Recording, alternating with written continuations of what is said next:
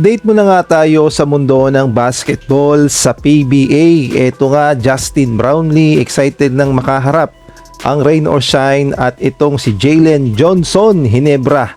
Maburo na kaya ang winning streak ng rain or shine samantalang si Kit Jimenez hinimatay sa kanilang naging laro. Bakit kaya? Ngunit bago tayo magpatuloy, pipindot naman ang like, subscribe at ang notification bell para updated ka sa susunod kong i-upload.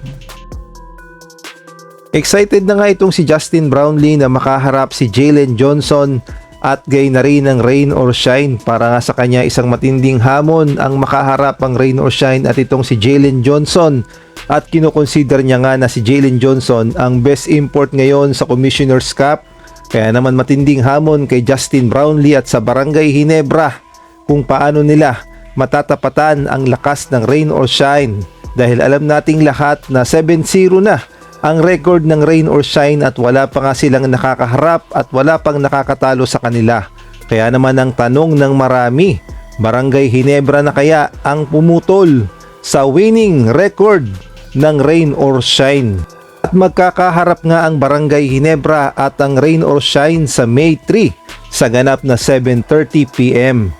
At kung kayo naman ang tatanungin, sa tingin nyo, matalo kaya ng Barangay Ginebra ang rain or shine?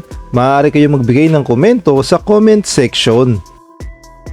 At usap-usapan din itong si Jalen Johnson na mukhang nag-e-enjoy at mahal na ang Pilipinas. Spotted kasi na nakikipagsayawan sa isang magandang Pilipina at ating panuurin ang nakaka-cute na sayaw ni Jalen Johnson kasama ang isang magandang Pilipina.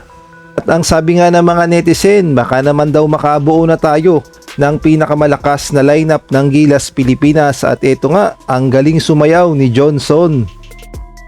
Samantalang sa ibang balita naman, ang former San Miguel Beermen point guard na si Kit Jimenez na ayon nga sa report, dumayo pala ang kanilang team na panalay game sa Jolo Sulu sa Mindanao. At marami nga ang nagulat dahil ito ngang si Kit Jimenez ay bigla na lamang nag-collapse o hinimatay.